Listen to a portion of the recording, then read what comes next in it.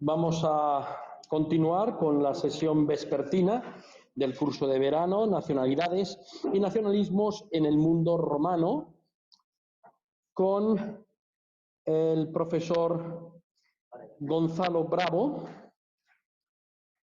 Es para mí un honor, pero también no puedo ocultarlo, supone una frustración el tener que... Sí, supone para mí una frustración el tener que presentar aquí a Gonzalo Bravo, maestro mío, por varias razones, pero fundamentalmente porque probablemente ocuparía toda la sesión, no esta, sino entera de la tarde hablando de Gonzalo Bravo. Y tengo que refrenarme para dejarle a él un poco de tiempo y que nos pueda hablar. Bueno, es catedrático de Historia Antigua de la Universidad Complutense de Madrid, sobradamente conocido en la profesión. Aquí también ha participado en otras ediciones, en los cursos de verano de la UNED, en Mérida. Él mismo esta mañana, de forma muy modesta, dijo que, bueno, algo sobre los bagaudas sabe. Madre mía, algo sabe, dice. Tiene, pues no sé, cerca de 30 artículos de investigación. Está preparando ahora también un libro sobre los bagaudas, el movimiento bagáudico, de la antigüedad tardía, en la Galia y en Hispania, el siglo V fundamentalmente, pero además es muy conocido por sus manuales universitarios de historia de Roma, de historia antigua. Su manual de historia antigua creo que ya va por la, no sé, 25 edición, ¿no? O por ahí, ¿no? 21 edición. O sea que no está nada mal, no está nada mal. Por eso les digo que es un profesor realmente admirado y admirable en ambos sentidos, académicamente, pero también de forma personal, personalmente. Muy generoso en el trato humano y también, y lo van a comprobar, en divulgar todo lo que sabe, que es mucho, se lo puedo asegurar. Bien, no quiero ya ocupar más tiempo y cedo la palabra al profesor Gonzalo Bravo, que hoy va a hablar de un tema realmente que también ha escrito. Y me pregunto yo, ¿hay algún tema de historia de Roma que el profesor Gonzalo Bravo sobre el que el profesor Gonzalo Bravo no haya escrito? Bueno. Bien, el paréntesis palmireno bajo la reina Zenobia. Gonzalo, tienes la palabra. Muchas gracias, Raúl. Una vez más has hecho gala de tu sabiduría oratoria y entiendo tus palabras, que son absolutamente generosas, excesivamente generosas, pero que, como tú sabes muy bien, los romanos tenían un aforismo que era el do ut des. Pues lo intercambiamos y entonces lo que tú me das yo te lo doy a ti, sin presentarte. Bien, es verdad algunas de las cosas que ha dicho el profesor González Salinero, porque no es la primera vez que yo hablo de Zenobia en Mérida, creo que es la tercera ya, que hablo de Zenobia por una serie o por unas razones o por otras, ¿no? Da la casualidad de que la reina Zenobia, como habrán podido ver en el resumen que elaboré para dar unas indicaciones, unos indicadores de por dónde podía ir el desarrollo de esta sesión, pues pertenece al tercer cuarto del siglo III, es decir, del 250 al 275, se encuadra exactamente en ese tercer cuarto. Y, bueno, el siglo III, entre otros, es una de mis debilidades académicas, de mis debilidades de investigación, ¿verdad? Ahí mismo, en el propio resumen, pues tienen un artículo que publiqué recientemente haciendo un reasunto, es decir, una recopilación de reflexiones y de propuestas dispersas en publicaciones mías, en un artículo que publiqué el año 2012 en la Universidad de Salamanca, en los Estudia Histórica de la Universidad de Salamanca, que es una revista, pues, en fin, lo digo porque además soy salmantino, pues muy prestigiosa en el mundo de la historia antigua, y resumí las problemáticas que actualmente en Europa se vienen tratando desde los años 80 sobre las cuestiones más significativas de este siglo, ¿no? Bueno, por tanto, el siglo III es un momento, es un periodo de la historia imperial romana que me afecta especialmente, que me interesa especialmente y que cada vez es más relevante desde el punto de vista histórico o historiográfico. Debería recordar, por ejemplo, que en Alemania, en las universidades alemanas, en los años 90 se leyeron varias tesis doctorales que trataban exclusivamente sobre episodios del siglo III, entre los cuales no estaba Zenobia, precisamente. No estaba este episodio, seguramente porque es un episodio excesivamente corto. No le pusimos, no le puse una acotación cronológica, pero es fácilmente reseñable, porque si somos estrictos, la reina Zenobia no tiene una vigencia histórica de más allá de 6 años, 267 al 273.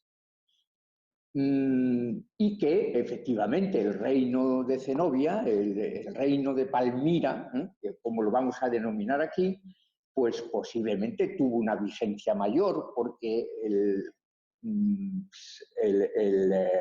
esposo de Zenobia, que se llamaba Odenato, que lo vamos a ver dentro de un momento, pues ya aparece en algunos textos como rey de Palmira.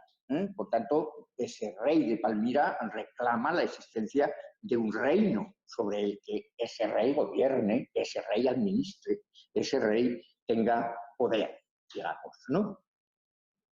Bien, por esa razón, en principio, pues quizá el reinado o el reino de Zenobia esté fuera de esos intereses alemanes, pero los alemanes estaban más preocupados en el estudio del siglo, en el estudio de todo el siglo III como crisis, ese tópico historiográfico que ha trascendido y que ha ocasionado a veces pues algunos equívocos historiográficos, ¿no?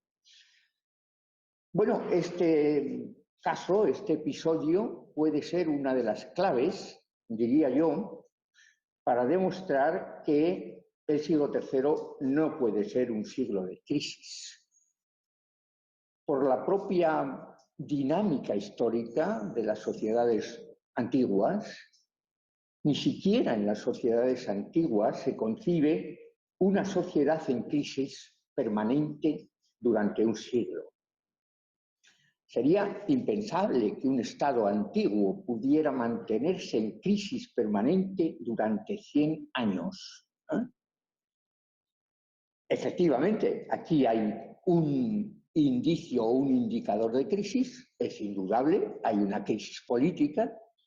Esta crisis política se manifiesta básicamente en una escisión territorial del imperio que no se había dado en los 3 primeros siglos, que no se había dado hasta ahora, que nunca un territorio se había independizado políticamente del imperio romano y que en este momento, en estos años, en esta década, de los 60 a los 75, Pues probablemente, según todos los documentos que tenemos y todos los indicios, testimonios que tenemos, nos llevan a pensar que efectivamente, es decir, que se independizó no solo formalmente, sino de facto y de jure.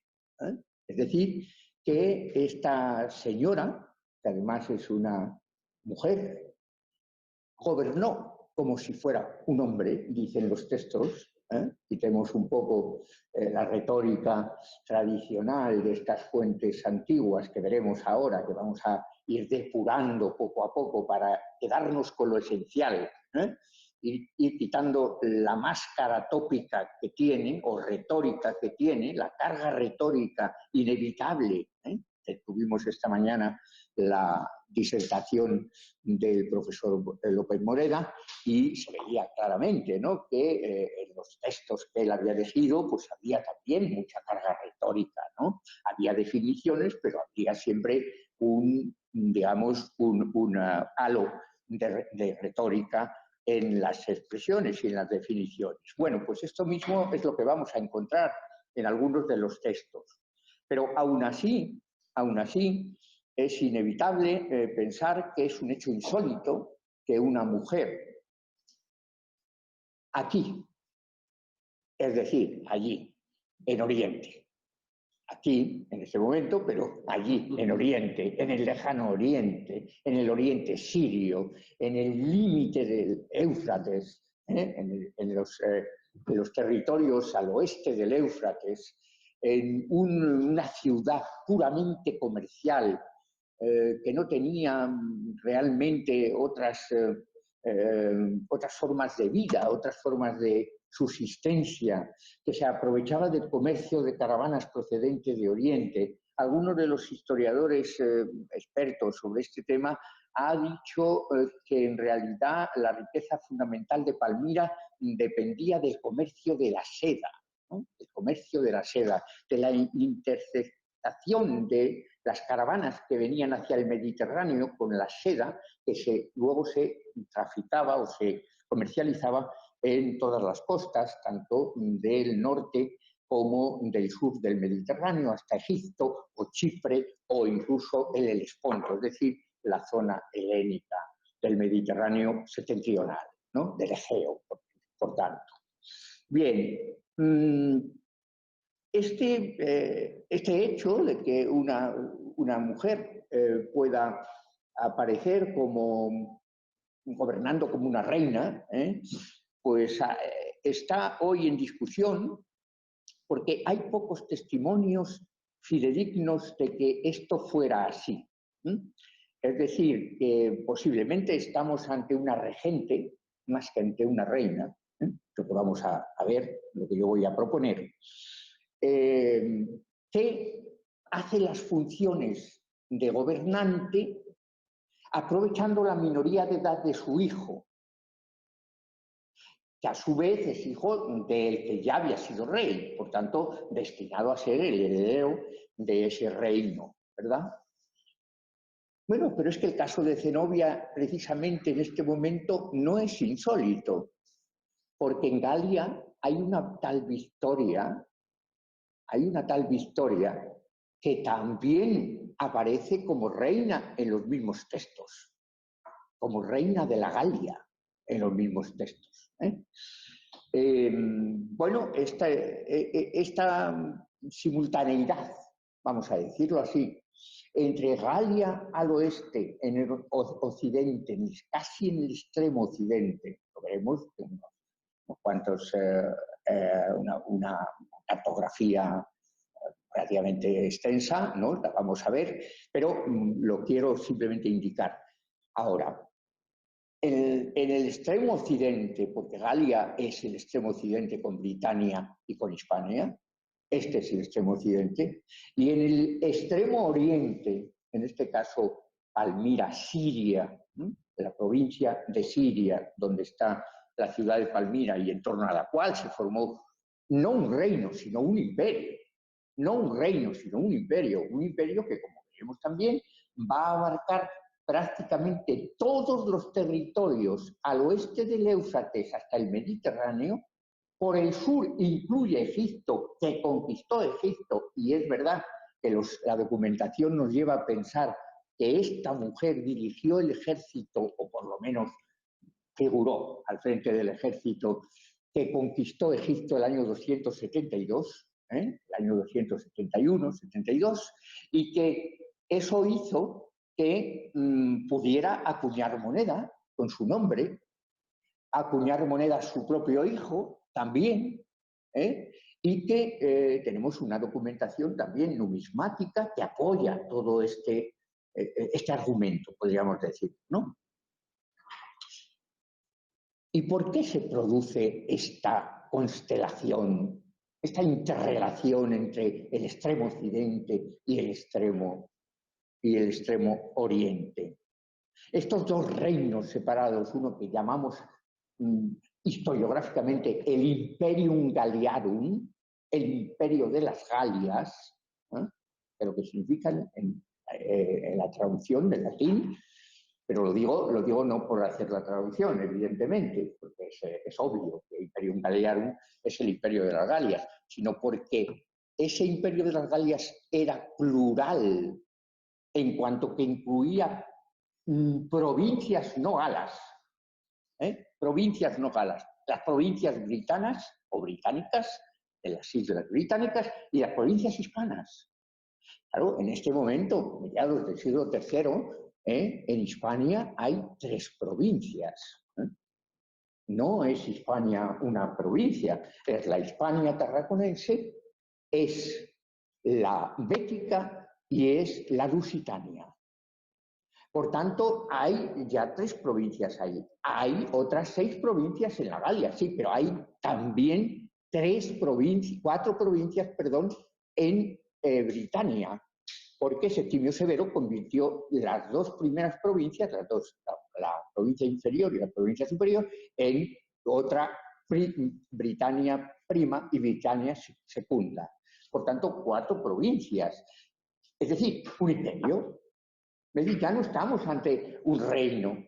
Esto es un imperio, porque está uniendo, digamos, provincias diferentes de todos los puntos de vista, culturalmente, económicamente, que tienen recursos propios distintos, intereses económicos distintos, valor estratégico diferente unas de otras, y por tanto ya no estamos simplemente en un reino, ni en reino de Palmira, ni en reino de Zenobia, ni en reino de Odenato, del esposo de Zenobia que veremos ahora, ¿no?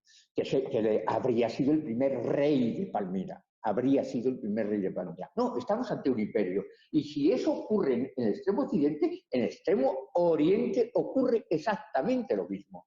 Estamos uniendo Egipto, que tiene una tradición cultural, como es bien sabido, completamente diferente de todos los otros países, estados y pueblos orientales. Hasta el punto de que hay algunos egiptólogos que consideran a Egipto occidental en vez de oriental, que tiene más similitud, más analogías con los países o los pueblos o las civilizaciones occidentales que con las civilizaciones asiáticas propiamente dichas. No orientales, porque orientales incluye también, evidentemente, la parte de Asia Menor, que como todos ustedes saben, pues es griega de origen, es decir, es un producto de las varias olas de colonización griega, oleadas de colonización griega, ¿no? Bueno, allí también hay un imperio. Es decir, un imperio que va desde Egipto hasta el Mar Negro y controlando prácticamente todo el territorio al oeste del Éufrates hasta el Mediterráneo. ¿Y por qué el Mediterráneo? ¿Por qué la referencia al Mediterráneo? Porque es fundamental. La salida al Mediterráneo es algo que los asiáticos habían luchado, habían pedido, habían intentado por todos los medios. Empezó ya con Antíoco III de Siria, ¿no? Pues a comienzos del siglo II a.C., ¿no? 190, más o menos, en adelante. Bien, hay una necesidad de salir al Mediterráneo, pero ellos son reinos continentales. Son reinos continentales. Le pasa lo mismo que al llamado imperio hitita. Un imperio que buscó por todos los medios llegar hasta el Mediterráneo y nunca lo consiguió. Nunca lo consiguió porque había una serie de pueblos que hacían de tapón, los famosos Hasga, por ejemplo, que hacían de tapón para que los hititas del centro de Anatolia se extendieran hasta el mar. Es decir, ese es un problema de salir al mar que es, digamos, capital para entender por qué surge el imperio. Y un imperio que va a salir al mar, por un lado, mar Mediterráneo o sur o Mediterráneo meridional, pero también al mar Negro, hacia el norte, y también al Nilo, y por tanto al mar Rojo. Y es decir, es ¿cómo diríamos? Una configuración imperialista que no cabe ninguna duda de que, aunque fuera efímera, estaba muy bien diseñada, estaba muy bien pensada, tenía su razón de ser. ¿Desde el punto de vista cuál? Desde el punto de vista geopolítico, claro. Es decir, en un supuesto de confrontación entre grandes potencias, de rivalidad entre estados, de relaciones internacionales. Bueno, pues todo esto y más, pero de momento todo esto es lo que vamos a ver hoy. Es lo que yo voy a proponer hoy. Es verdad que en algunos textos, en algunos trabajos, en algunas investigaciones, algunas de estas ideas están, pero yo creo que no suficientemente sedimentadas, no suficientemente fundamentadas, argumentadas.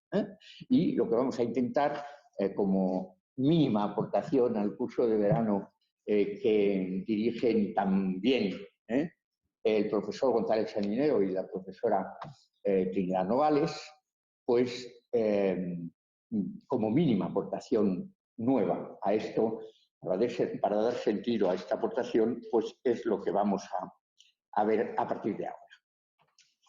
Bien, un poco, digamos que como está en el PDF, que supongo que al que habrán tenido acceso todos ustedes, pues voy a ir pasando con cierta, digamos, con cierta celeridad, las 50 diapositivas que he elaborado para el curso. No son muchas, pero tampoco son pocas, ¿no? De tal modo que si dividimos, yo no soy matemático porque soy historiador, y por tanto soy de letras, como decíamos antes, ¿no? Pero sí soy muy aficionado a las matemáticas. Ya, por ejemplo, mi tesis doctoral está llena de fórmulas y de números. Está llena de fórmulas y de números. Claro, se trataba de precios y salarios en la época dioclecianea. En la época, y por tanto, claro, un edicto de 1.280 tarifas analizadas, valoradas y comparadas, ¿no? con niveles de vida, con teorías cuantitativas de la moneda, etc. Bueno, una serie de cuestiones que hicieron que alguno de los reseñadores de reseña crítica de mi tesis doctoral dijera que aquello parecía un libro de matemáticas en vez de historia antigua. Bien, pero solamente quiero constatar de esta introducción que he elaborado dos cosas que podrían estar en esta línea, ¿no? Yo digo aquí, a la mirada de los historiadores modernos, cabe también pensar, a lo que estamos diciendo, que estas tentativas secesionistas tienen un claro componente nacionalista. Esto no es oportunismo, esto es que voy a intentar proponer o demostrar que efectivamente se pasa de la nacionalidad al nacionalismo. Se pasa, por eso es muy oportuno el título del curso, ¿no? Se pasa precisamente en esta época, o a través de estos episodios, que hay muchos otros, pero desde luego a través de estos de la nacionalidad, del problema de la nacionalidad al problema del nacionalismo. Por tanto, a los historiadores modernos les parece que pudiera haber aquí un componente nacionalista. Desde luego, en la historiografía anglosajona, que conozco, creo que relativamente bien, pues no hay duda. Están continuamente hablando de nacionalismo. Y bueno, a nosotros nos repele un poco, nos retrae un poco, porque estamos viviendo el nacionalismo todavía. Es decir, cada día, iba a decir, cada día iba a decir, ¿no? Y claro, pensar que esto ya existía en Roma en el siglo III es un poco, digamos, osado, vamos a decirlo así, ¿no? Bueno, ¿y por qué no? Los ingleses dicen, ¿y por qué no? Y algunos pretenden demostrarlo, ¿no? Ahora bien, yo pongo mis tic de inconformismo. Digo, sí, podría ser que efectivamente se pudiera considerar como una manifestación nacionalista, pero la alternativa política real, no figurada, no imaginada, que se presenta en el siglo III no fue más que una reproducción del sistema político imperial romano. Por tanto, ese nacionalismo hace aguas, quiero decir, del modelo del sistema imperial romano. Porque tanto estas que se llaman reinas, como aquellos que se llaman emperadores o usurpadores o tiranos, resulta que todos adoptan el título de Augustus o Augusta. Augusta en el caso de las mujeres, Augusta en plural, pero Augusta cada una de ellas en las monedas, en las inscripciones, en los textos, se dice que son Augusta. Augusta, lo vamos a ver en alguna moneda clarísima, por ejemplo, de Zenobia, pero las hay exactamente igual en la Galia de Victoria, ¿no? Luego, entonces, el componente nacionalista quizá es demasiado fuerte para encontrarlo en este momento. Quizá en el imperio, quizá más adelante, en otras secesiones más organizadas, de más largo recorrido, de mayor recorrido, porque claro, esto es un decenio y en un decenio no se improvisa una alternativa política a un sistema como el imperial romano, que llevaba 2 siglos y medio de existencia.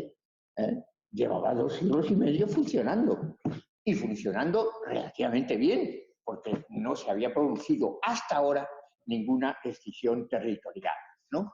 Por tanto, los títulos, como se tienen señalado ahí en la diapositiva, y atributos de los emperadores romanos legítimos aparecen también en estas alternativas políticas de estos, tanto en Oriente como en Occidente, ¿no?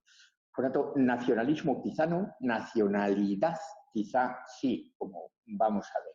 Pero después de todo, este reino de Zenobia además tiene un componente legendario que es difícil de erradicar, de desenmascarar, ¿no? Hasta el punto de que, pues en las, digamos, en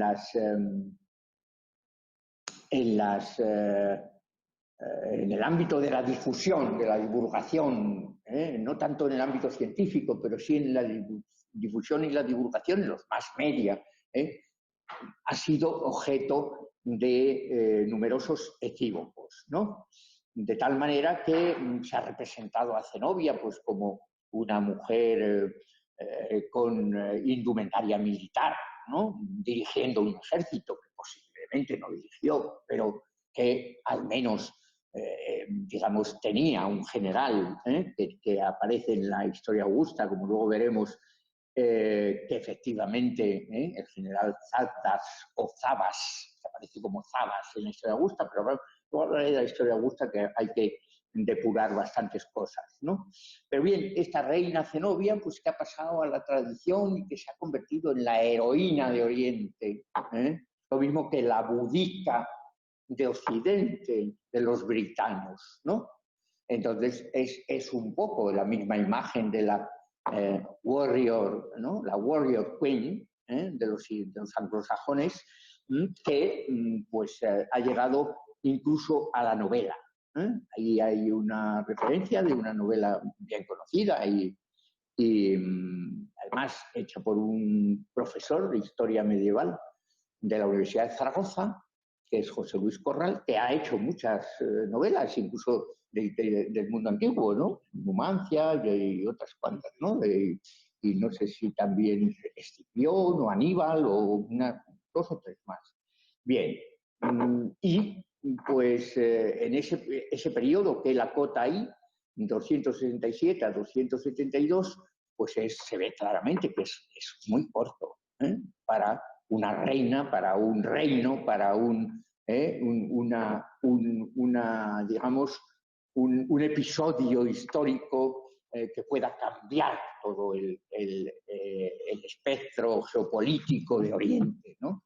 Por eso yo pienso que, y ahí empezaríamos, pienso que es necesario retrasar un poco el inicio y desde luego continuarlo hasta el 274 y no el 272, porque es el momento en el que se discute si Zenobia fue llevada a Roma por el emperador que la derrotó, que fue el emperador Aureliano. El emperador Aureliano. Bien, de todos modos, esas imágenes pues corresponderían con la contextualización histórica desde el punto de vista de la coordenada espaciotemporal y de geopolítica, como he dicho, pero habría otros elementos, además, a tener en cuenta. Esta sería la primera aproximación que estamos haciendo, pero habría otras, para mí, dos aproximaciones más que yo creo que deben ser fundamentales para tener una visión un poco más objetiva, más realista, diría yo, de la relevancia de este episodio, ¿no? Que aunque fuera efímero, trastocó muchos de los sistemas o de los cánones en los que estaba inspirado el Imperio Romano. Ahí hay en el resumen también otro artículo mío, pero este del año 2014, creo recordar, que habla de los cambios diplomáticos en el Imperio Romano a mediados del siglo III. Pero cambios diplomáticos de tal calibre que nunca se había visto que un general o un usurpador derrotado por un emperador no fuera exhibida su cabeza, no fuera exhibido como triunfo, como trofeo, en Roma, o donde fuera, o en el lugar en el que hubiera sido derrotado. Sin embargo, la documentación que tenemos para este momento, tanto del usurpador galo Tétrico como de la reina Zenobia o de la Augusta Zenobia, es que Aureliano les perdonó la vida. Es decir, o la muerte, no sé cómo decirlo, pero en cierto modo les salvó la vida porque no se ensañó con ellos. Y los llevó de trofeo a Roma, pero vivos, exhibidos vivos, y además, según algunas fuentes, recompensó al usurpador galo Tétrico con un cargo administrativo de toda Italia, corrector totius Italiae, al Tétrico que había sido usurpador. Una fuente dice que seguramente fue porque Tétrico se rindió ante las fuerzas, ante las tropas de Aureliano y le cedió todos sus, digamos, todo su ejército, el ejército galo, que él manejara, que los usurpadores galos manejaran en Occidente, y que por esa cesión de las tropas, de los soldados o de las milicias que estuvieran a favor de estos usurpadores, pues fue compensado. Pero, ¿y la reina Zenobia? ¿Qué le cedió ¿Qué le cedió a Aureliano para que le perdonara la vida? Cuando, según otras fuentes, la reina Zenobia se casó en Roma de nuevo, con un senador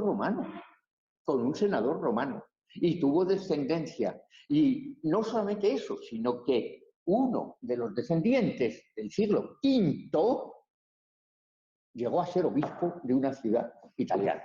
Esto,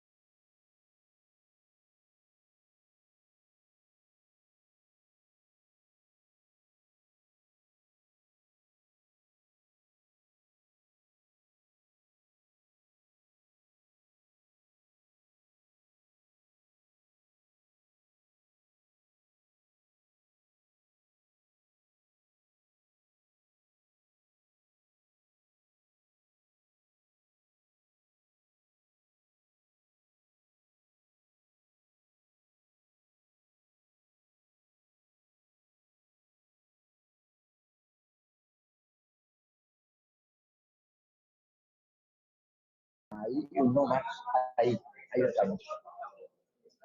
Por eso aquí no estaba así, pero ya voy a correr, ahora voy a correr. Ya estamos en directo, vamos a poner... Y ahora ya compartir, ¿no? Compartimos. Vamos a compartir esto. Ya está. Ahora.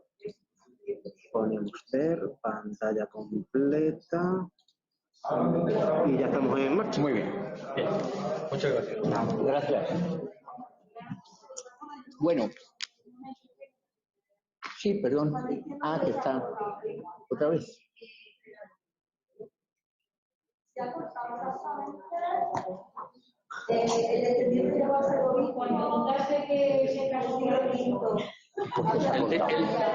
Que se ha cortado cuando tú estás hablando del descendiente obispo del siglo V. Ah, sí. Para que retomes tu discurso a partir de ahí. El Cenobius. Exactamente.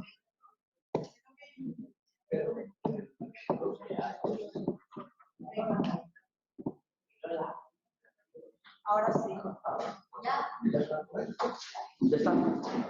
Adelante, Gonzalo, por favor. Bien, gracias y perdonen por esta interrupción, pero que bueno, si un lapsus que nos da alas,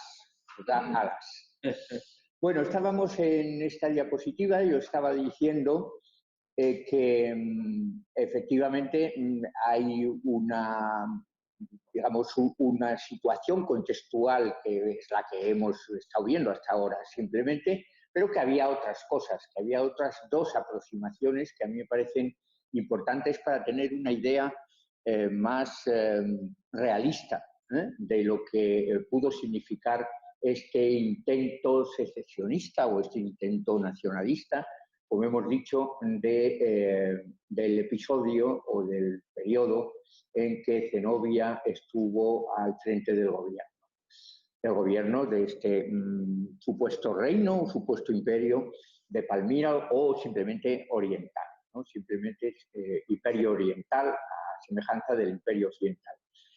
Esta segunda aproximación tiene que ver con el tipo de testimonios que tenemos, que son las fuentes arqueológicas, las fuentes numismáticas y las fuentes literarias o historiográficas, que, como he dicho al principio, conviene depurar, conviene no utilizar directamente porque vamos a ver algún documento en el que ellos mismos, los autores de estas fuentes, de algunas de estas fuentes, se confiesan mentirosos.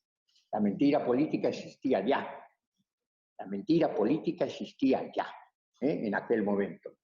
Bien, pero claro, las fuentes numismáticas pues están ahí y tienen sus identificación y no pueden ser digamos, un elemento simplemente de propaganda, porque esa propaganda tiene que hacerse con elementos admisibles al público al que va dirigido o al usuario que va a utilizar esa moneda, ¿no?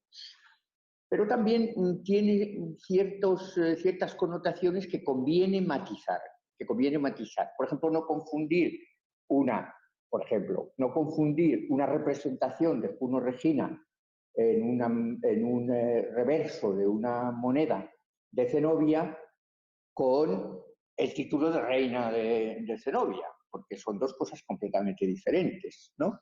Por tanto, una es la divinidad romana de Juno y otra que es una representación de ella, aunque sea una representación simbólica, alusiva, asociada, lo que se quiera, pero no puede utilizarse como un documento de la titularidad de reina de Zenobia, ¿no? Es lo que estoy diciendo. Y, por supuesto, las literarias historiográficas, las cuales hablaremos un poco más detenidamente, porque están ahí de fuentes muy diferentes. La historia augusta, que es muy conocida, Zósimo, que es un autor tardío del final del siglo V, del final del siglo IV, comienzo del siglo V, pero también muy sospechoso por las hipótesis o las teorías o las interpretaciones que hace de los hechos, sobre todo los referidos a Teodosio, concretamente a Teodosio. Teodosio es un maligno, entre otras cosas porque es el que ha implantado definitivamente el cristianismo en el Imperio Romano. Se suele decir que estableció el cristianismo como religión oficial de Estado. Eso no existe ningún documento así, dicho así, pero de hecho funcionó así, ¿no? Bueno, y algunas otras. Y la tercera aproximación, porque ya no lo vamos a ver más que, digamos, diapositivas, sería esta: preguntarnos finalmente quién era esta Zenobia y quién era este tétrico y si hay o no nacionalismo al final. Después de ver digamos, la personalidad de cada uno de estos protagonistas, de estos dos protagonistas, o tres, puesto que en el Imperio Galliarum pues hay una secuencia de usurpadores, desde Póstumo en el año 260 a Mario, a Victorino y finalmente Tétrico padre, Tétrico hijo, es decir, hay 6 o 7 emperadores usurpadores que están en la misma dinámica y que mantienen un Imperium Galliarum separado, separado, unas veces separado y otras asociado, como también veremos en la cartografía que voy a exponer. Bien, vamos a ir pasando entonces un poco más deprisa todas estas diapositivas y nos encontramos con la primera respecto a la identificación de estos dos personajes que podemos caracterizar ya de entrada como enemigos de Roma. Hay un texto que también en la bibliografía, las bibliografías pues, deben ser utilizadas, no simplemente que estén ahí, sino buscar y ver. Bueno, pues hay un autor ahí que es Matthew Zack, que tiene un libro bien conocido, traducido, profesor de Oxford, traducido como Los enemigos de Roma. Y en ese libro, de Los enemigos de Roma, es un caso, no diría insólito, pero poco común, poco frecuente. Matthew Zack dedica un capítulo entero a Zenobia y la llama la reina renegada de Roma. La reina renegada de Roma. No explica muy bien esa formulación, no explica muy bien esa formulación, pero parece que es que se opone a Roma, se enfrenta con Roma, no acepta la ley romana, no acepta el yugo romano, la dominación romana, el control romano, quiere tener independencia, quiere tener autonomía, quiere administrar sus recursos, quiere generar una economía propia y aprovechar el valor estratégico geopolítico que tiene Palmira como capital de ese reino o de ese imperio para establecer una especie de imperio oriental a semejanza del Imperium Galliarum, que sí lo fue, donde hubo incluso pues, una dinastía de emperadores. Es decir, no fue simplemente uno, como en este caso, o dos, como puede ser si es que su marido ya había sido un rey, ¿no? Odenato había sido un rey. Bien, estaríamos entonces en esta situación y no sé si está aquí, bueno, no está aquí, pero lo veremos después. Aquí tenéis una imagen clara de cómo está configurado, cómo están configurados estos dos imperios. Esta imagen es importante porque este Gallic Empire, el Imperio Galliarum, el Imperio de los Galos, y este Palmyra Empire, pues digamos que tienen una cromática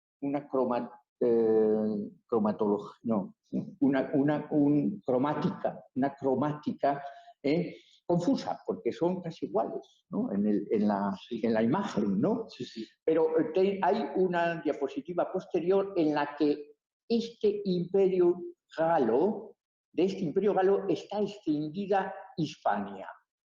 Nosotros hay un texto que lo veremos al final, donde se dice que durante el gobierno de Claudio II, el gótico, llamado el gótico, se conoce más bien en la historiografía como Claudio II el gótico, porque fue un vencedor de godos, simplemente, Gothicus Maximus, ¿no? De ahí toma el nombre de gótico, pues consiguió quitarle al imperio galo Hispania, las provincias de Hispania. A nosotros nos interesa especialmente ese dato, ¿no? Y ese dato es importante para ver hasta qué punto estos imperios o estos reinos eran estables. Porque está muy bien que se diseñe un imperio, pero la esencia del imperio es la permanencia. La esencia del imperio es la estabilidad. La esencia del imperio es la eficiencia. La esencia del imperio es la unidad. La esencia del imperio es la autoridad, la no contestación, la no oposición. Es decir, un imperio tiene que ser, por definición, fuerte. Si un imperio es débil, está condenado al fracaso. Bueno, pues lo mismo que quizá le ocurrió a estos imperios que fueron derrotados por el imperio romano de Aureliano, por el emperador Aureliano, con las fuerzas pocas o muchas que tuviera en ese momento, en un momento difícil desde el punto de vista que se suele conocer como el periodo de la anarquía militar en el ámbito del siglo III, bien, pues esa debilidad acusada que podía tener Aureliano era menos, por tanto, seguía siendo todavía un imperio fuerte, que la que acusaron los imperios derrotados, tanto el Galiarum como el oriental, como el de Zenobia, ¿no? Es decir, que estaríamos ante unos imperios que se diseñaron bien, pero que no fueron capaces de mantenerse. Y esta es la gran diferencia con el Imperio Romano. El Imperio Romano es un imperio fuerte, incluso en crisis o en una supuesta crisis que yo discuto, que yo suelo discutir. Porque precisamente por esto, un imperio que está en crisis es capaz de derrotar a otros imperios que no están en crisis, sino que están en auge, que están en su momento álgido. No se entiende muy bien. La propia Zenobia, concluyo con esto la referencia, dice en un momento, en alguna de la documentación que vamos a ver, que se formó una coalición, que gracias a una coalición que se formó de persas, árabes, sirios y egipcios, es decir, después de la conquista de Egipto, por parte de Zenobia, se formó un ejército de coalición capaz de enfrentarse al ejército de Aureliano. Por tanto, estamos ante realmente un imperio, no estamos ante un reino que se expande y que tiene, digamos, aspiraciones de control y de dominio, pero no tiene fuerza. No, no, tenemos un imperio constituido, coaligado, incluso con los enemigos de los romanos, que son los persas, y que lo fueron prácticamente durante todo el siglo III, los persas sasánidas, y este imperio oriental es derrotado de forma inevitable por las tropas de Aureliano. Es verdad que en dos campañas, una primera campaña en la que Aureliano simplemente pues, consigue la rendición de Zenobia, y una segunda campaña en la que Aureliano, al ver que se ha rebelado de nuevo el pueblo que dirigía Zenobia, es decir, de Palmira y de todos sus adláteres, de todos sus satélites, pues aniquila a toda la población sublevada, ejecuta a los líderes, independientemente de que estén o no en el círculo de Zenobia, pero a Zenobia le perdona la vida. Esta es la cuestión que ha intrigado y que ha sido objeto de las novelas, ¿no? La prisionera de Roma, la llevan como prisionera, pero la exhiben como trofeo y además pues es una Cleopatra. Es una Cleopatra, pero esta, digamos que esclava del emperador, en el sentido de que está subyugada al poder del emperador que la ha derrotado, mientras que Cleopatra pues iba como la consorte o la compañera de César, ¿no? Bien, entonces, lo que quiero decir con esto es que efectivamente esos imperios quizá eran débiles, esos imperios quizá no eran fuertes, no eran como el Imperio Romano, emulaban al Imperio Romano, pero no tenían la estructura, no tenían los recursos, no tenían la configuración, ¿no?, de un gran imperio. Podían ser imperios, pero no grandes imperios, ¿eh?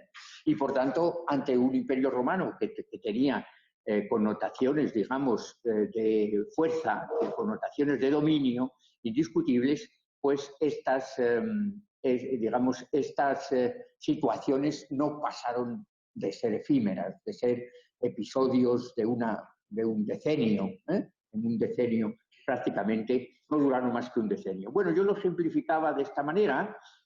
Aquí esta diapositiva refleja claramente cómo Hispania no forma parte de la Galia. Yo recordaba que había una diapositiva en la que yo había elegido precisamente para que se viera esto. Es decir, que son imperios que no son estables, sino que llega un momento en que la debilidad de la propia configuración del imperio permite que algunos de los territorios, de los países, de las provincias, para hablar en términos político-administrativos romanos, las provincias que estaban asociadas se desligaran de ese imperio porque no le veían futuro a ese imperio y se unían entonces al Imperio Romano Central, ¿no? Bueno, no obstante, aquí está el imperio de Palmira, como he dicho, que llegaba hasta el Mar Negro, y cogía prácticamente a partir de Siria pues todos los territorios hacia el norte, incluido Egipto, y se plantea una confrontación. Bueno, aquí se me ha saltado esto, perdona un momento. Es que aquí hay otra cosa. Se ha saltado, bueno, es igual, se ha saltado. Es una confrontación entre estos tres imperios: el Imperio Galearum por un lado, el Imperio Oriental por otro y el Imperio Romano Central por otro, ¿no? Tres imperios simultáneos que yo sigo pensando que la teoría de que el Imperio Romano, digamos, en este momento estaba en crisis, en este caso, con este episodio y con muchos otros, con otras situaciones, se pone en cuestión muy seriamente, ¿no? Porque fue capaz de vencer en poco más de un decenio a estos dos imperios que se habían constituido. Bien, pasamos entonces a algunas de las fuentes más rápidamente.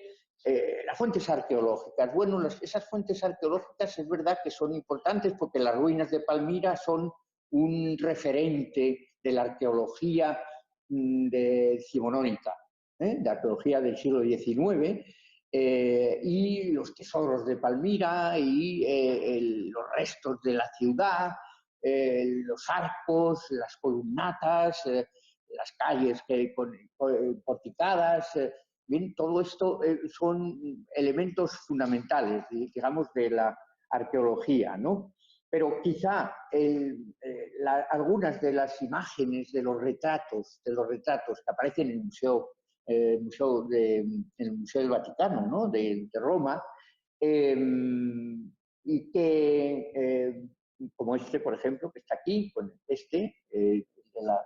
esa imagen, es un retrato que está allí, o este otro que aparece aquí en la parte superior, que es de un retrato funerario, parece de un contexto funerario, de una estela o de un sarcófago o de algo similar, ¿no?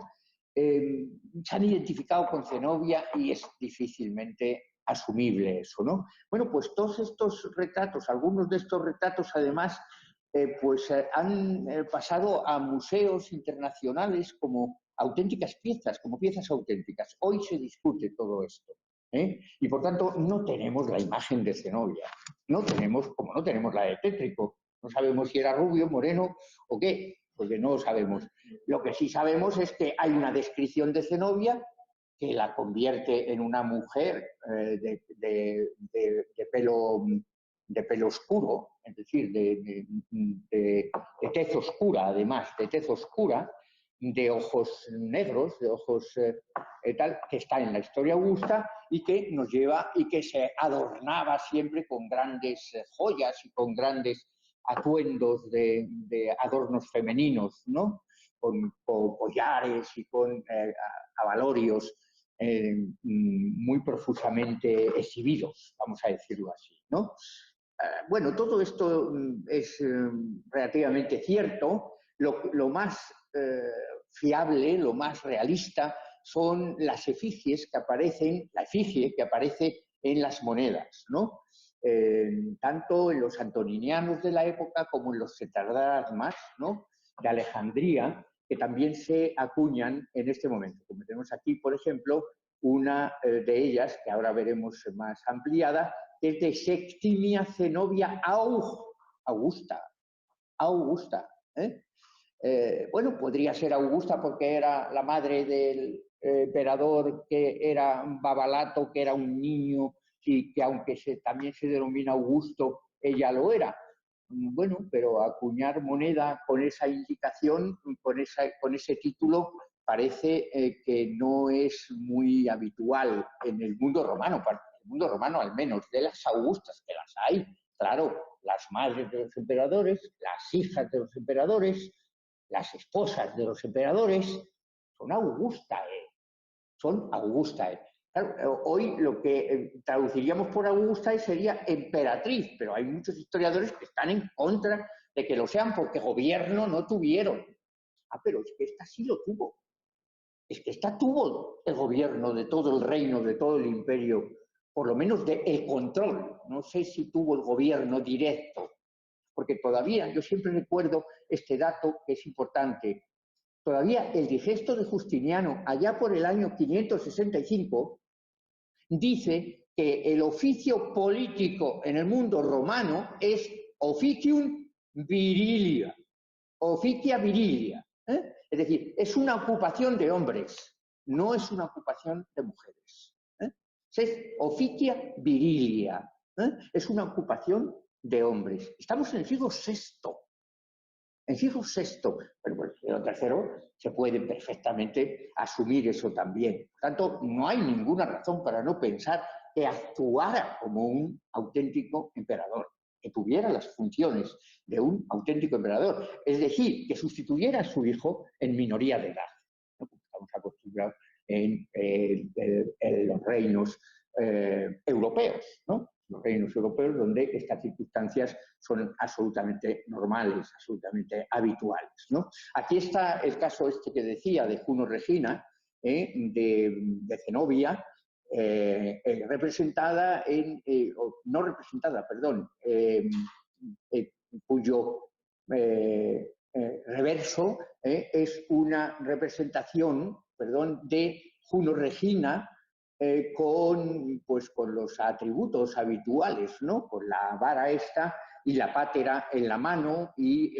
acompañada de un pavo real que está aquí abajo y que es, bueno, esta moneda es muy conocida, es un antoniniano del año 271 de Antioquía, ¿no? Esta es de la ceca de Antioquía. Bien, aquí se ve un poco mejor y sobre todo porque aparece la S de Zenobia. Fíjense las cuestiones que plantean la interpretación de esto. Hay algunos que piensan que como Zenobia está en un medio griego, en un ámbito griego, en una cultura griega o semigriega, porque es también egipcia, porque es también asiática. Es decir, es un mix cultural, ¿no? No es una cultura específica, la palmirena, podríamos decir, sino que hay elementos híbridos dentro de esa cultura que se mezclan y que podrían ser interpretados como tales.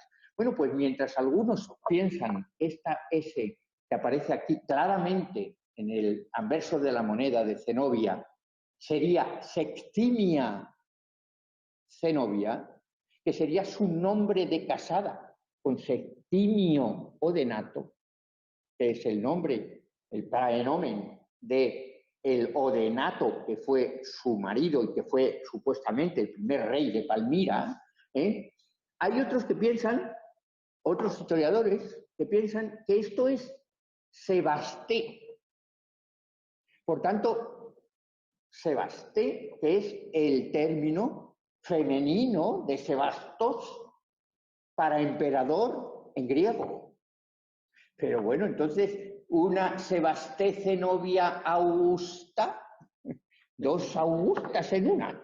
Esto es increíble. Yo no lo yo quiero decir que llamo la atención sobre eso, aunque parezca una nimiedad, una cosa sutil, ¿no? Pero que realmente lleva a interpretaciones a veces descabelladas. Lo mismo que aquí aparezca Regina, quiere decir que esta Zenobia que está en el anverso de la moneda es la reina, por eso es Regina.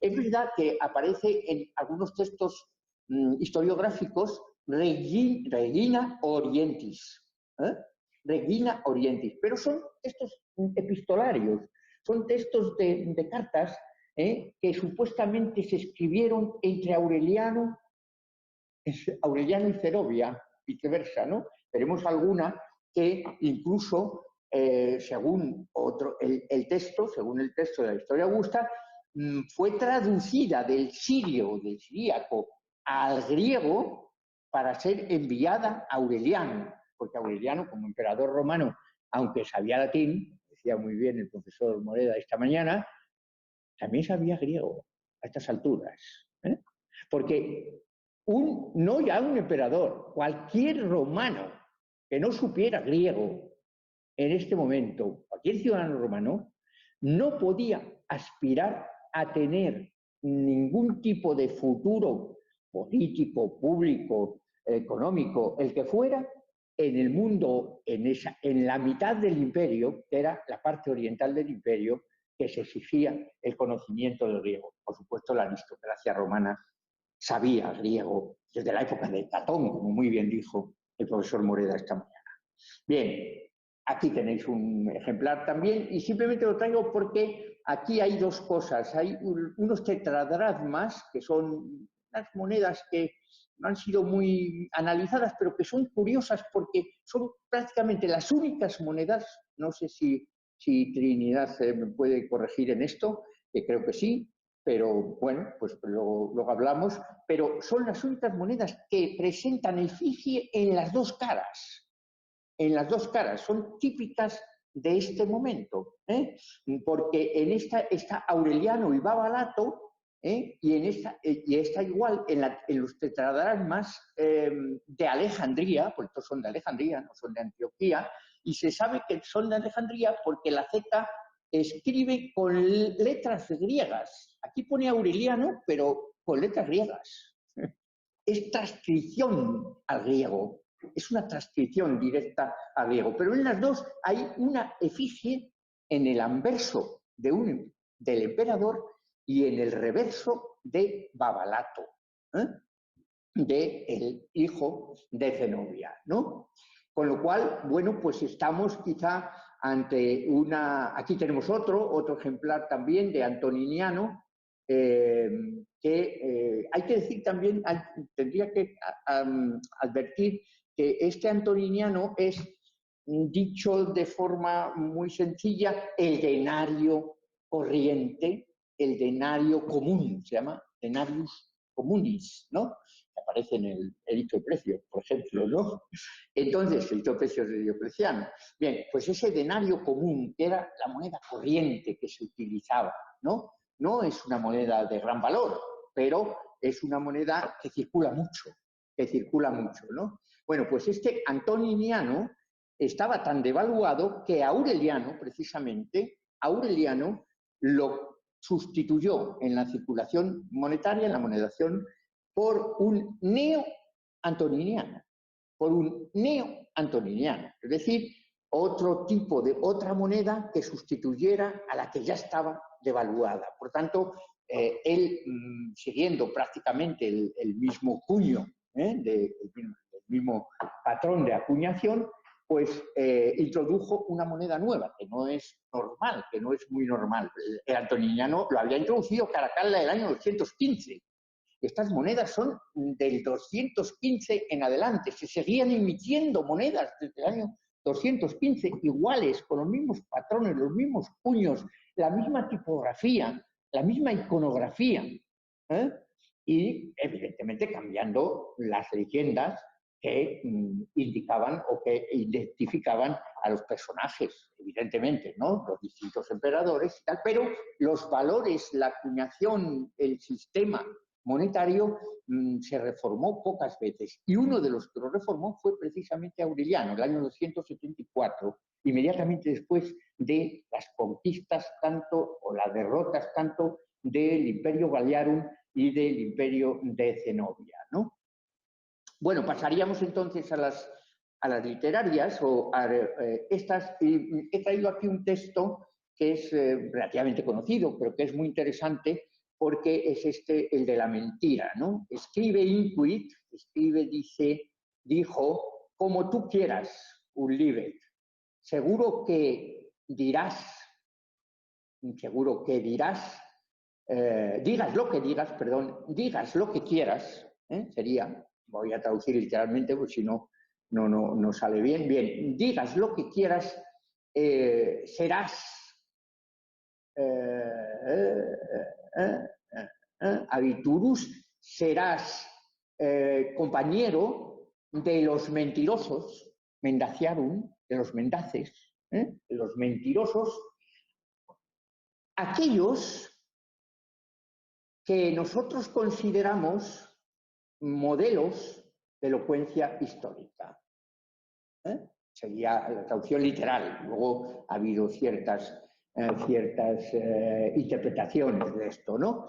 Es decir, tú puedes decir lo que quieras en ese texto, le dice el destinatario del texto al escritor. Tú di lo que quieras, porque digas lo que digas, vas a ser cómplice, vas a ser compañero, cómplices, ¿no?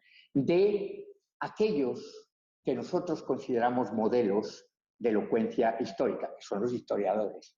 ¿A qué viene esto? Bueno, viene a que toda la historia augusta, no sé si es un dato conocido, pero yo lo quiero introducir porque es muy importante para ir entendiendo por qué la historia augusta incluye todas estas cosas.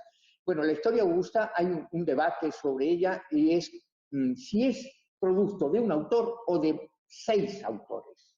Esos 6 autores son los que están recogidos aquí abajo. Helio Esparciano, Julio Capitolino, Vulcacio Gallicano, Helio Lampridio, Trevelio Polión y Flavio Vopisco. Esos autores firman cada uno de los libros de esa historia augusta que se refieren a este periodo, a este momento, podríamos decir, ¿no? De tal manera que Flavio Vopisco firma la historia, la vida, que son vitae de emperadores, las vidas de los emperadores. Entonces, la vita Aureliani, es decir, la vida del emperador Aureliano, pues está escrita, firmada por Flavio Vopisco. La vida de los 30 tiranos en los que se incluye Zenobia, 30 tiranos, 30 usurpadores, pero se llama así, 30 tirani, tiranorum, 30 de los tiranos, vidas de los 30 tiranos, la firma Trevelio Polión.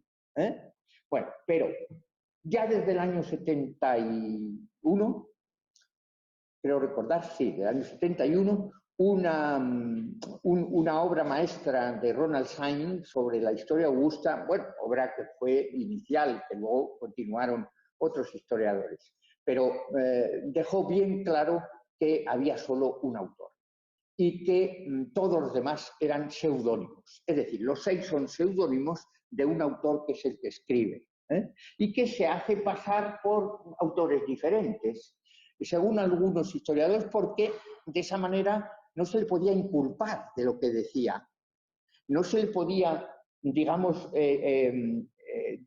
acusar de desvelar secretos de Estado o de desvelar no sé, idilios del emperador con una reina o una mujer, una dama de la aristocracia siria, como era Zenobia, ¿no?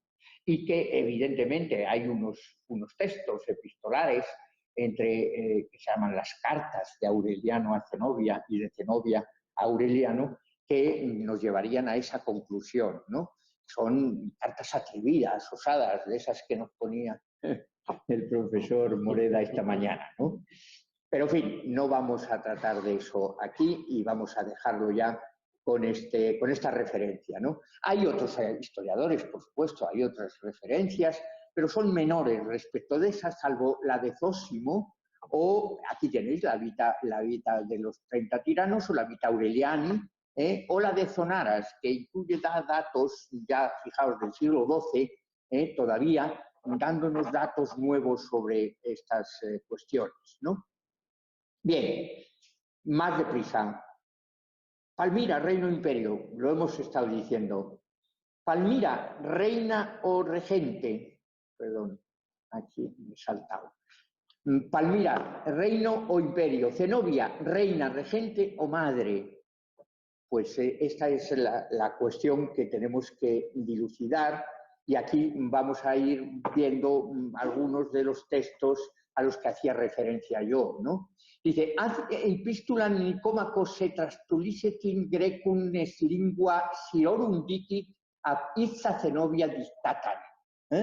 Esta carta que fue traducida por Nicómaco al griego desde la lengua siria, hecha o escrita por ella misma, dictada por ella misma, por la misma Zenobia. Es decir, que hay efectivamente una constatación de que esta mujer no era simplemente una regente que ocupaba el lugar que le correspondía por minoría de edad de su hijo, sino que era una mujer culta, una mujer que conocía varias lenguas y que dominaba perfectamente el griego, pero escribía en sirio y procedía, o ella dice que procedía de estirpe egipcia, de tal manera que se considera una segunda Cleopatra. Ella misma se considera en algunos de los textos como una segunda Cleopatra. Bien, más adelante no cabe duda de que dice la historia augusta, sospechosa, pero lo dice, de que cubrió sus hombros con el manto imperial, es decir, con la púrpura y con la túnica imperial, y por tanto actuó como si fuera un emperador. Esto es difícilmente asumible, pero está escrito, está documentado, y por tanto habrá que buscar otros argumentos. Fijaos, otro dato que también está documentado. El Imperio Oriental abarcaría el territorio entre Bitinia por el norte y Egipto por el sur con Palmira. Bueno, Palmir, tal, y otras ciudades del área como Antioquía, Emesa, Inma e incluso la egipcia Alejandría. Esto parece que no hay duda de que el dominio, el control que tenía esta mujer o que se tenía desde Palmira sobre este territorio era verdaderamente efectivo, lo fue durante algún tiempo, ¿no? Bueno, aquí está el estigma genealógico, ¿no?, de Septimio Odenato, del que hemos dicho que luego Zenobia adopta el nombre femenino de Septimia Zenobia, por ser la mujer de Septimio Odenato, y aquí está el babalato, que aparece en las monedas y que pues seguramente es hijo de ambos, ¿no? Es uno de los hijos de ambos. Luego aparecen otros, que aquí están identificados con una nota, la 1 y la 2, en este estigma que aparece en la prosopografía de Jones, la tienen también en la bibliografía y que se puede consultar, ¿no? Bueno, ahí está ejemplificado el estigma familiar y la identificación de los miembros que ahí aparecen. Bueno, fíjense si esto es complicado, que el que nos aparece en las monedas como Babalato, en la historia augusta, sin ninguna duda, nos aparece como Timolao. ¿Esto qué es? ¿Cómo se puede transcribir Babalato en palmireno, es decir, o en arameo, o en una lengua próxima a la que se pudiera hablar en Palmira, o en sirio, a un Timolao latino? No hay explicación para esto, pero según todos los indicios es hijo de Odenato y de Zenobia. Por tanto, ese dato de la historia augusta a lo mejor es corrupto, a lo mejor no es válido, pero independientemente de que lo sea o no, lo que tenemos es un babalato en las monedas. Por tanto, babalato sí, babalato es un elemento que tenemos que mantener o que tenemos que... Esta es otra, también una representación de tipo funerario, también donde se dice que esta representación corresponde a Zenobia, que va acompañada de otro personaje un poco más joven de aspecto, que seguramente sería su hijo. Bueno, se ascribe a Zenobia, pero es difícilmente asumible también, ¿no? O sea, la misma imagen que teníamos antes y que se identifica porque en este texto que acabamos de ver aquí dice claramente que llevaba siempre un brazo desnudo y efectivamente la representación que se ha hecho después en la tradición historiográfica de la reina de Oriente, de la reina contra los romanos, de la reina de Palmira, de Zenobia, siempre lleva un brazo al descubierto, dice, según la usanza de las costumbres persas, ¿no? Del ejército persa. Bueno, puede ser que sí o puede ser que no. Aquí tiene uno de los últimas cartografías donde está claramente Hispania separada de Galia. Por tanto, aunque esto es los tres imperios, aquí Hispania pertenece al Imperio Central. Eso ocurre cuando, pues entre el 268 y el 270, donde tenemos epigrafía de Claudio II el Gótico en Hispania. Tenemos epigrafía, tenemos inscripciones, tenemos incluso representaciones iconográficas. Por tanto, Hispania en ese momento no pertenecía al Imperio Galo. Los franceses dicen que sí, porque, pero no pertenecía, en ese paréntesis, Hispania no pertenecía al Imperio Galo. Bien, ahí está la identidad con los reyes persas, vivió la pompa real, prefirió ser venerada según la costumbre de los reyes persas, ¿no? Esto es una traducción de la historia augusta. Algunos de los textos son asumibles, bueno, tienen ahí en el PDF y lo pueden comprobar, ¿no?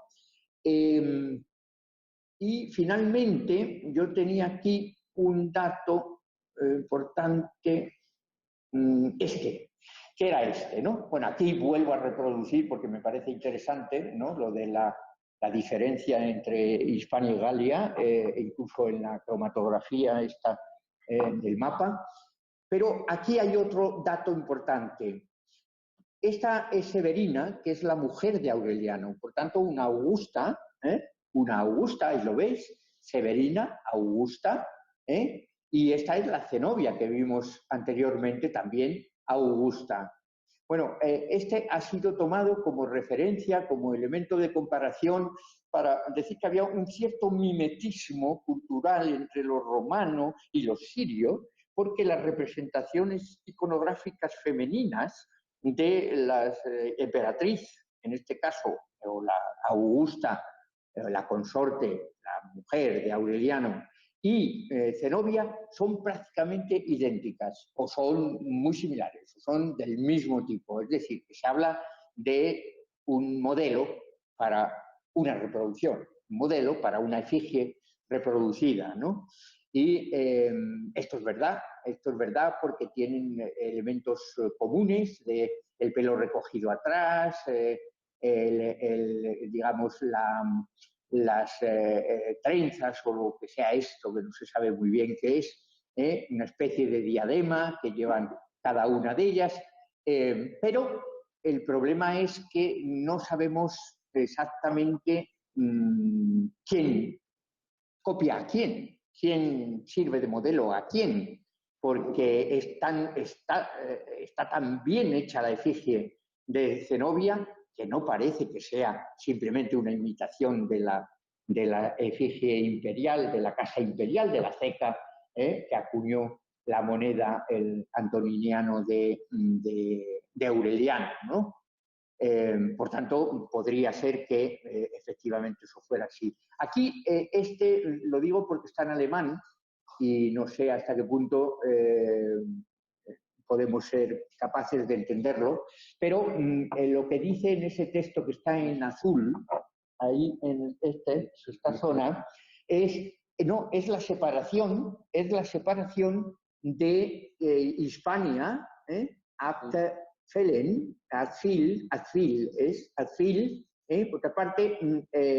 por otra parte, Hispania y una parte de la Galia Narbonense se separó del reino, del reierum de Claudio en 268 al 270.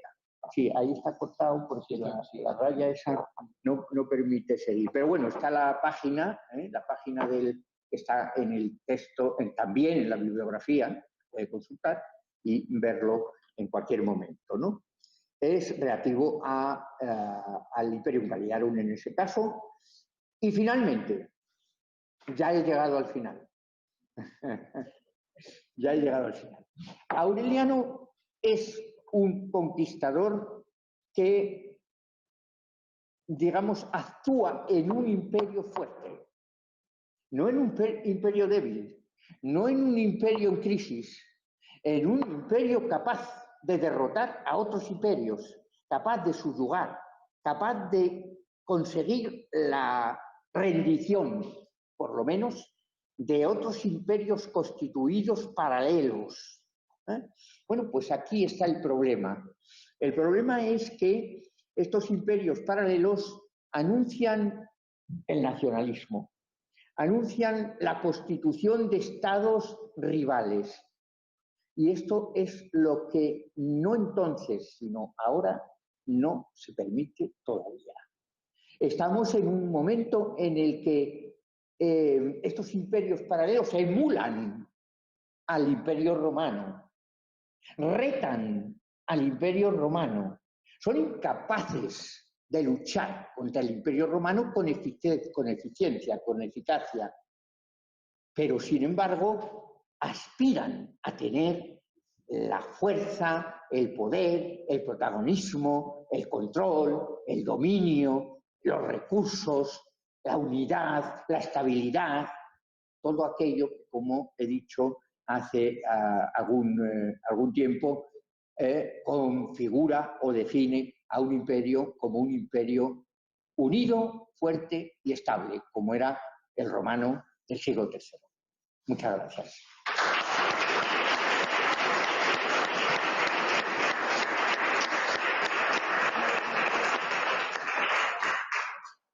Muchas gracias, Gonzalo, por esta magnífica disertación, desde luego muy tupida, llena de sugerencias. Yo me consta que algunas te las has dejado en el tintero porque el tiempo, en fin, bueno. No sé si tenemos alguna... Bueno, mientras tanto, abrimos aquí unos minutos de debate y de preguntas, observaciones que... Sí, sí. Bueno, a ver, sí. Perdón. Felicitar al profesor Gonzalo Bravo, que probablemente es una síntesis interesante. Cierto que la iconografía de Zenobia es muy complicada. Sí, bueno. Una de las que más ha trabajado sobre ello ha sido Jutta Meissner, sí. Alemana, sí. Del Instituto de Berlín. Sí. Yo coincidí con ella en una de mis estancias del instituto y todas esas piedras que se atribuyen a la religión, escenas de familia. Claro. Funerarias, de contenido funerario. Sí. Sí. Todas tienen además la misma iconografía, muchas joyas, muchos recargados, son muy positivos, se identifican muy bien. Pero sí que es cierto que en el público militar la iconografía es las emperatrices sirias. A quien más se asemeja es a Líbano, A las Julias. a las Julias. Ajá. Va por esa línea. Sí. No tanto a Severina, sino a... Sí, a Julia Donna o a Julia Mamea o Julia Somea. Por esa línea va, porque la iconografía es muy parecida. Es la más fiable, porque es la única Posiblemente. que dice el título del personaje representado. Luego toda esa serie de piezas, de relieves, incluso hay algunos roces también que aparecen en la poesía, que se interpretan como Zenobia, etcétera, no es seguro. Ya. La iconografía va por ahí. O sea que si hubo algún retrato oficial de ella, que si lo hay, de los vaticanos, había que pensar porque... pero tampoco se lo a ella. Vale, ya. Porque lo tienen incluido en los catálogos, en la nueva edición de los vaticanos, Bernard Rey y todo la serie de los vaticanos, y no es seguro que sea. Ya. Pero el tipo de la moneda sería va por la línea de Julia. Las Julias sirias, ¿no? Las precedentes en Siria. Claro, pero que todas fueron Augusta, en Roma. Claro, es que fueron Augusta en Roma. Eran la madre, la tía, la abuela de los emperadores que iban pasando por Roma, ¿no? Desde Simón Severo. Bueno, que se lo digan a Santiago Posterillo, que sabe mucho de eso ahora, que le ha dado muchos dividendos en las dos novelas que ha hecho sobre las Julias, ¿no? Claro. Bueno, yo estoy de acuerdo totalmente, por eso pues me atreví a decirte que me cuestionaras en este punto, ¿no? O que me completaras en este punto, pues yo sé que tú conoces muy bien todo esto de la iconografía romana y completamente la numismática, ¿no? La iconografía numismática. Y a mí me parece que, bueno, puede ser, evidentemente, pero es que el parecido, la similitud que presentan esas dos monedas, porque claro, son monedas, no son medallones, porque los medallones es otra cosa, pero las monedas que aparecen con ceca, con la letra de la ceca, de identificación y tal, y que se reproduce en la efigie de la Augusta, no emperatriz, pero sí Augusta, ¿no? Al título que sea, esposa del emperador, madre del emperador, hija del emperador, o, como el caso de Zenobia, que no es ninguna cosa de esas, porque ya su marido no fue emperador, sino que fue rey de Palmira, y que no fue Augusto, porque él no llevó nunca el título de Augustus, porque él era corrector orientis, es decir, o dus Romanorum, como aparece en otras inscripciones, como dus de los romanos, jefe militar de los romanos, pues resulta que esta aparece como consorte, es decir, como Augusta. Sin embargo, él no lo fue. Esto es increíble. Esto es increíble. O sea, no podía haber existido una Livia Augusta si no hubiera habido un Octavio Augusto. No podía haber habido una Livia Augusta si no hay un Octavio Augusto. Por tanto, ¿por qué ella aparece como esto? Bueno, puede ser que a lo mejor emulara la costumbre romana de ponerse de Augusta y figurar como tal, digamos, ¿no?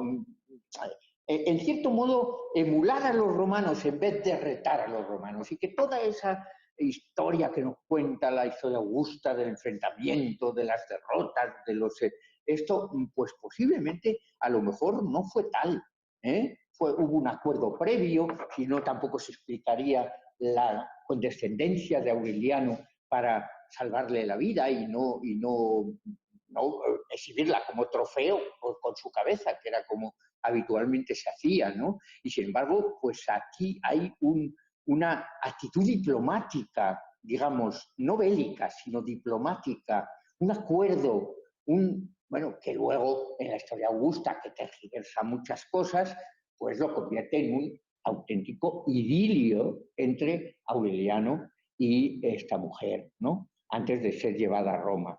Bueno, puede ser, bueno, pues eso entra dentro de algunas fuentes que son sospechosas, algunas fuentes que no son fiables, algunas fuentes que son claramente, están claramente sesgadas para generar un clima de opinión favorable a esta gente, ¿no? A estas que se han atrevido a retar a Roma, ¿no? A enfrentarse contra Roma, ¿no? Y hay textos en los que se dice, ¿cómo te has atrevido a enfrentarte con los romanos?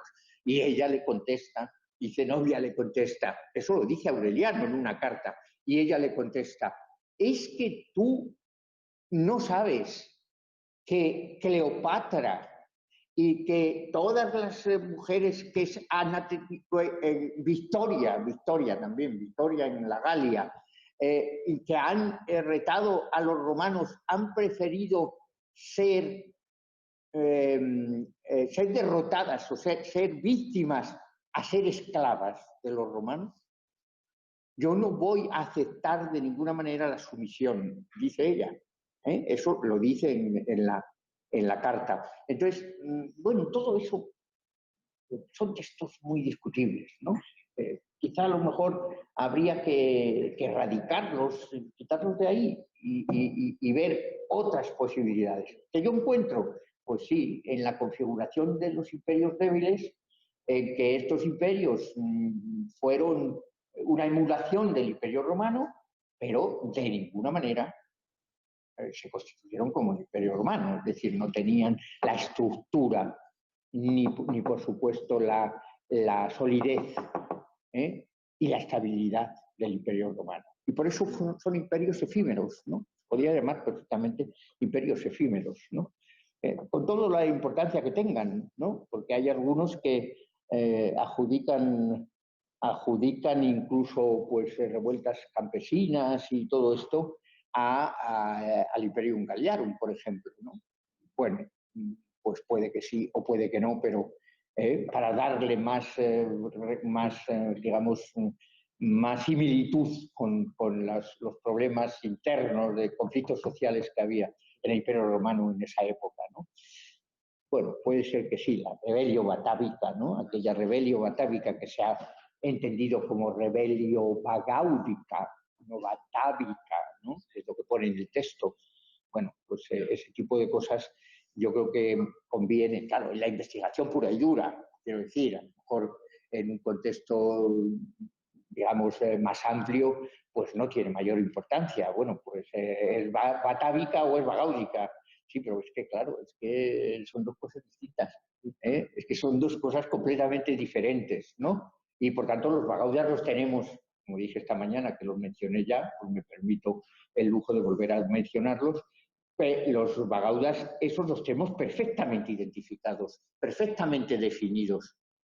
Sabemos muy bien qué elementos los constituían, si eran campesinos, si eran de procedencia urbana, si atacaban las ciudades, si arrasaban los campos, si no lo hacían, si no solamente se dedicaban digamos, a destruir, ¿no? A destruir lo que encontraban, como supuestamente hacían los bárbaros, que tampoco lo hacían, porque luego en realidad pues pactaban también los bárbaros en vez de conquistar por la fuerza, ¿no? No destruían ciudades, sino que las ocupaban.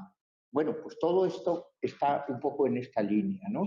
De darle una vuelta o una revisión sistemática a todo el planteamiento tradicional que ha habido sobre la interpretación de estos imperios efímeros, y que pueden salir a la luz de otra manera, ¿no? Pueden ser interpretados de otra forma, ¿no?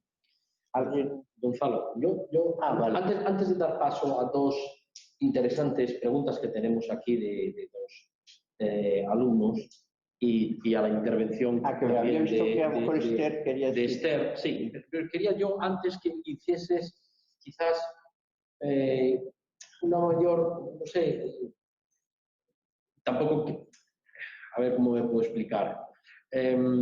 Uno puede deducir de tu conferencia que incluso estos dos episodios, el de las Galias y el de Zenobia, podría al historiador servirle como coartada para defender la idea de que en realidad no hubo crisis en el Imperio Romano.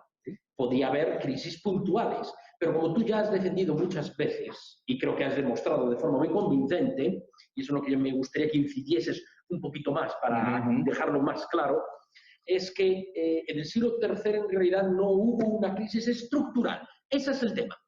Es decir, que no hubo una crisis de las estructuras que sostenían al imperio. Y lo prueba el hecho de que estos intentos efímeros lo que trataban era de emular esa estructura, porque veían que era una estructura sólida, ¿no? ¿No es así?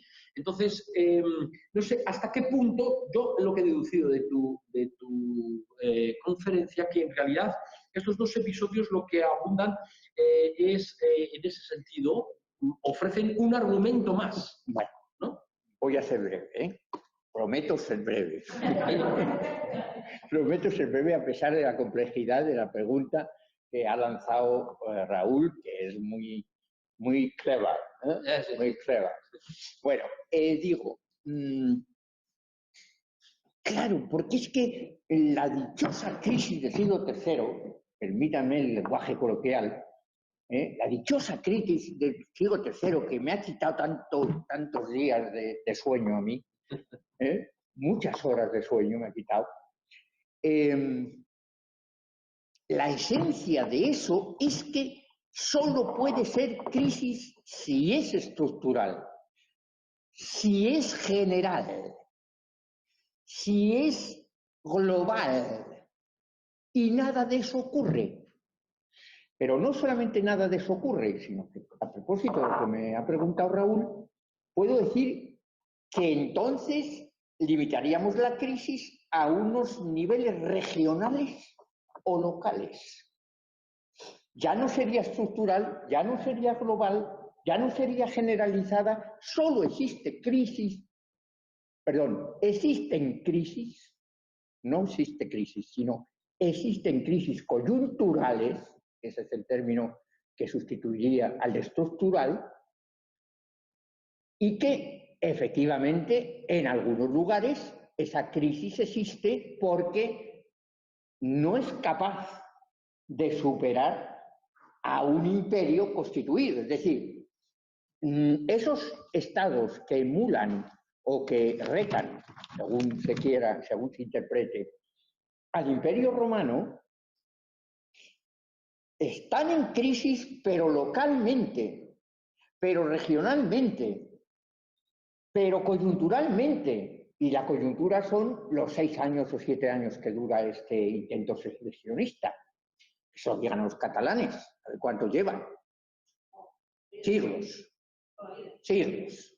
Bueno, pues eso digo. Es decir, lo que estamos es ante una situación en la que se puede probar efectivamente como argumento, se puede utilizar como argumento que no existió ni siquiera, no existió nunca una crisis global, una crisis estructural, sino solo crisis coyunturales. Y la prueba es que estos imperios fracasaron.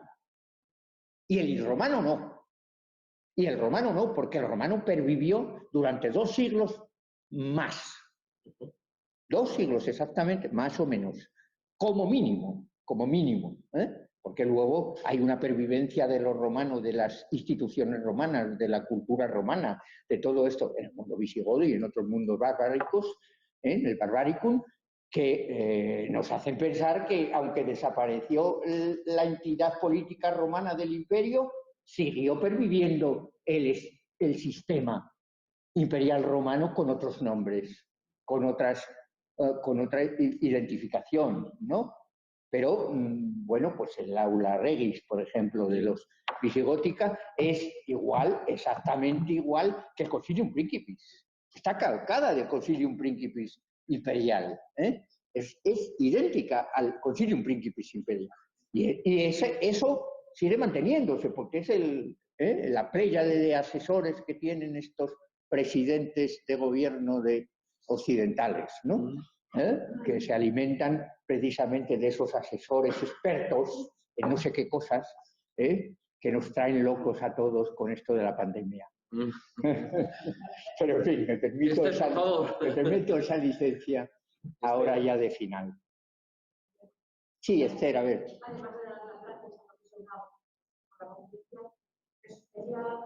Algunas cosas que me gustaría comentar. Cuando hablaba de gestos, y mencionaba ese tipo de hombres, me preguntaba cuál es la necesidad de pasar, de marcar esa diferencia de hombres cuando teóricamente nunca había sido de otra manera. ¿Qué necesidad de marcar en la ley algo que no entendía desde el inicio? Y a la cual poner una relación precisamente en la idea de intervención con el tema de las esferas. Además de la etnografía finalmente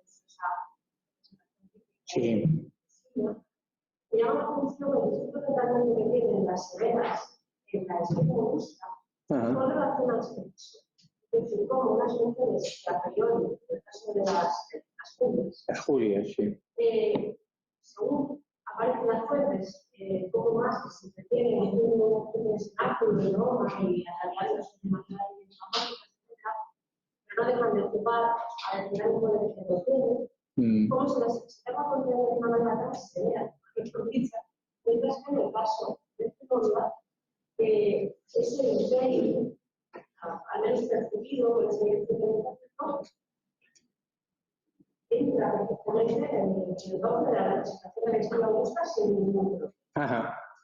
Y relación con esto, esas mujeres del Oriente, como son las judías, como es el caso de Gloria, pero como pasa también el caso de Mármara, que en años después, de la misma forma, no nos está indicando que hay una mayor permisividad, por así decirlo, por ese papel que tenemos dentro de, no sé si la dirección de pero sí con una mayor perfil. Sí, sí. Bueno, hay varias cosas. Yo no he hablado de muchas cosas, ¿eh? Sí, pues no he hablado de muchas cosas. He intentado ir, y era difícil, pero bueno, he intentado ir a la esencia. Lo que he repetido muchas veces, esencia. Pero, por ejemplo, hay un asunto que no he tratado y es el círculo cultural, el círculo intelectual en el que se mueve Zenobia. Ya hemos dicho, bueno, lo he dicho, que es una mujer culta, es decir, no es una cualquiera. Es una mujer que sabe lenguas, que conoce perfectamente el Oriente, que viaja, que, bueno, quizá a lo mejor no dirige al ejército, pero acompaña al general Zabas o Zaddas, que va a Egipto, por ejemplo, ¿no? Y a luchar contra Tenagino Probus, ¿no? El gobernador de Egipto en ese momento, en 270, 271.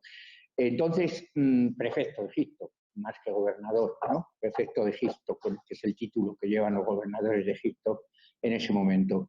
Bien, pero es que hay un imperio, hay una idea de imperio, de emulación del imperio, porque es que el ámbito intelectual de Zenobia es lo más parecido al Saeculum Augusti, es decir, al siglo de Augusto, a la pléyade de intelectuales que rodean a Augusto y que son los asesores de Augusto, que esos son los verdaderamente asesores, ¿no? Mecenas y Agripa, pero también el Virgilio, Horacio, Ovidio el pobre no, porque lo desterraron, pero bueno, pues toda la pléyade cultural de gente que había en torno a la corte imperial, al emperador. Bueno, pues Longino, Porfirio, Plotino, Nicómaco, que ha salido aquí, ¿no? Otro Gentilio, y no sé, y otro se llamaba Eufrasio de no sé qué, Eufrasio, ¿no? Eufrasio, Eufidio, bueno, algo así, que era el director de la Escuela de Atenas, donde se formó Longino, ¿no? Que va a ser una de las víctimas directas de Aureliano, porque era el ideólogo del régimen, el ideólogo del imperio. Y por tanto, claro, Aureliano fue el primero que aniquiló. fue una de las primeras víctimas, ¿no? Que según la propia historia de Augusta, Zenobia, aunque tenía muchísima relación, muchísima, digamos, confianza con Longino, que estaba en la corte con ella y que le asesoraba, pues permitió que Aureliano se ensañara con Longino, ¿no? Bueno, esto da idea de que el experimento no era simplemente un experimento sin futuro, sino que estaba diseñado para que fuera de futuro. ¿Por qué no consiguieron entonces esto? Es decir, que es verdad que las mujeres tienen una mayor presencia en el mundo oriental que en el mundo occidental, ¿no? Hasta época muy tardía, porque claro, es verdad que en el siglo IV hay ya un protagonismo femenino clarísimo, ¿no? Pero el siglo III es otro mundo, es un mundo en el que primero no se viaja tanto, segundo no hay una comunicación tan estrecha entre Oriente y Occidente, son mundos más separados y lo único que une a esos dos mundos es Roma, es el Imperio Romano, la unidad romana, ¿no? Cuando esa unidad es incapaz de seguir uniendo, pues se forman estos secesionismos que apuntan hacia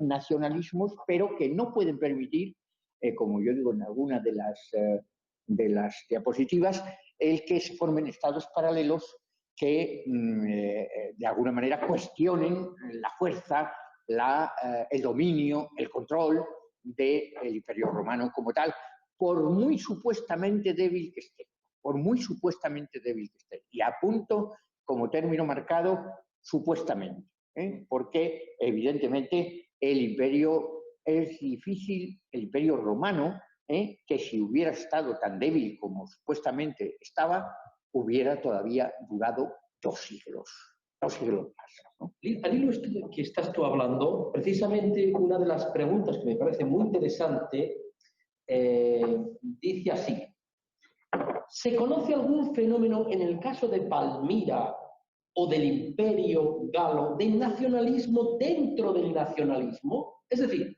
si alguno de los territorios sometidos por Palmira o por las Galias intentó librarse por sus propios medios del nuevo poder y volver al orden anterior. Bueno, pues tenemos el caso de Hispania, por ejemplo, con el Imperio Galo, o tenemos el caso de Egipto, cuando en el año 272 es conquistado por Aureliano, por Tanagino Probus, el prefecto de Egipto, que reconquista el territorio que ya dominaba Zenobia, que ya dominaba Zabdas, y que evidentemente aspiraban a tener el control, disputaban a Zenobia o a Zabdas o al que estuviera como lugarteniente de esta mujer, de esta Siria, Augusta, de esta Siria Augusta, que acuñaba moneda en la ceca de Alejandría, llamaba tetradracmas en la ceca de Alejandría, a nombre de su hijo, en el nombre de su hijo, y luego por su propia efigie también, en los tetradracmas alejandrinos, pues disputaban la dirección, ¿no? de ese proyecto, que era un imperio en Oriente, ¿no? Que fue siempre un desideratum, podríamos decir, desde la época de Marco Antonio, desde la época, quizá no de César, pero sí de Marco Antonio, ¿no? Porque Marco Antonio fue acusado por Octavio, antes de ser Augusto, pero por Octavio, de pretender hacer un reino oriental con Cleopatra, ¿no? Y que, bueno, pues eso puede ser que efectivamente separar todas las provincias orientales que estaban controladas ya por Roma y generar con eso un reino oriental que se separara del Imperio Romano. Por tanto, yo creo que ese desafío se dio. Claro, esos nacionalismos estaban destinados al fracaso, porque esta es la cuestión. Solo un nacionalismo capaz de, vamos a decirlo así, de subyugar al nacionalismo romano, podía tener éxito. El resto estaba abocado antes o después al fracaso, que fue lo que ocurrió realmente. Es decir, estos imperios efímeros, digamos así, son imperios efímeros porque es que no tienen posibilidad de supervivencia. Son experimentos, son intentos, son tentativas que emulan al Imperio Romano, pero no tienen la estructura, como decía Raúl, la estructura del Imperio Romano, la fortaleza del Imperio Romano, esa esencia de gran imperio, de imperio fuerte, de imperio estable, no solamente fuerte en el sentido militar, que a lo mejor no lo era, ¿no? A lo mejor no lo era, pero de estable sí, es decir, de que funcionaba, de que estaba protegido por la ley, el ciudadano estaba protegido por la ley, la ciudadanía se llevaba, digamos, como un privilegio, la condición de ser romano, civis romanus, era una condición de orgullo, de privilegio, y todo esto va a cambiar, evidentemente, pero de momento, en el siglo III, todavía sigue siendo un marchamo que da prestigio y que da una categoría, un estatus, ¿no? A utilizar el término correcto de los latinos, de los romanos, un estatus privilegiado a la gente que pertenece a la ciudadanía romana.